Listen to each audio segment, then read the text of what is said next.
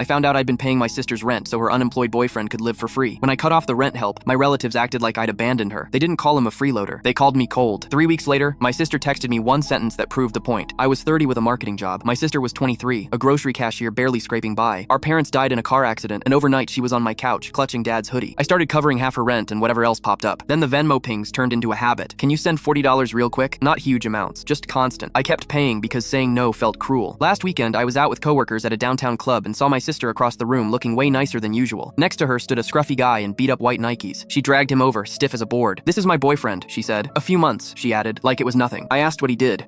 Stuff. My sister jumped in. "He's figuring things out." Then I watched her swipe her card for drinks while I remembered every "just this once" she'd sent me. The next day, I called her best friend from high school. "You didn't know he moved in, did you?" Apparently, he'd been between jobs for 2 years. He moved in after a month of dating. He paid nothing. He played Xbox and waited for my sister to get home. Her account kept overdrafting. I opened Venmo. The dates lined up perfectly. More requests right when he moved in. Groceries doubled. Rent creeping up. I wasn't just helping my sister. I was feeding her boyfriend's lifestyle. I drove over that night. She opened the door wearing one of my old hoodies. He was on the couch with a controller. An empty McDonald's bag sat on the table. Then it went slow. First, the TV muted, but he didn't stand. Next, he glanced at me like I was annoying. Then the smell of fries hit, warm and greasy. After that, my sister asked, "Why are you here?" Too fast. Next, I pointed at him. "How long?" Then she whispered, "4 months," like it was normal. And finally, he said, "Dude, like I was the problem." I said, "Cool, then I'm done paying half your rent." My sister's face snapped tight. "You promised. You've got a roommate," I said. "He can cover the other half." Her boyfriend stood up. "Man, I'm trying." "Where have you applied?" I asked. "Places," he said. "Which ones?" "You don't need to know." My sister exploded. I was controlling. I was punishing her for dating. I only helped so I could feel superior. I walked out before it got uglier. In my head, I kept seeing that McDonald's bag. Fries I didn't get to eat. 5 days later, she called from his phone. "You're really doing this," she said. "I'm still paying utilities," I said. "I'm just not paying for him." Then she hit me with the line meant to guilt me. "You're supposed to be the only man in my life I can rely on." I said, "I can't be that guy forever." She hung up. My aunt called with the usual, family helps family. I sent groceries instead of cash. My sister texted thanks with no emoji. 2 days later, her friend called again. The boyfriend finally got hired at a warehouse and quit 3 shifts in because it wasn't aligned with his energy. My sister asked the friend for money and got told no. Now I was officially the villain. That night I texted my sister, "I love you. I'm here. I can't fund this anymore." No reply for 3 weeks. Every buzz made my stomach tighten. Then she texted, "He moved out." A beat later, "I'm mad, but you were right. We met for coffee." She looked exhausted, like she hadn't slept in days. She told me when she asked him to leave, he didn't even fight. He shrugged and left. That was the proof she couldn't unsee. Thanksgiving was the last flare-up. My aunt tried to guilt the table into chipping in. I stood up and said, "Float her through what? Adulthood?" My sister snapped that I was acting like a hero. I said quietly, "I don't want to be your safety net forever. I want you to build one." Nobody had a comeback. A week later, she sent me a photo of her schedule. 2 jobs, color-coded, brutal. "I'm trying," she wrote. "I see that," I replied. She stopped asking for money. She started asking for advice. She moved somewhere cheaper with a roommate. She asked me to lift a couch instead of paying a bill. And when we finished, she handed me a warm soda and said, "Thanks." I still miss the certainty sometimes, but I'd rather be her brother than her ATM. Doing the right thing rarely sounds kind in the moment. The boundary didn't make me look good. It just kept her from drowning.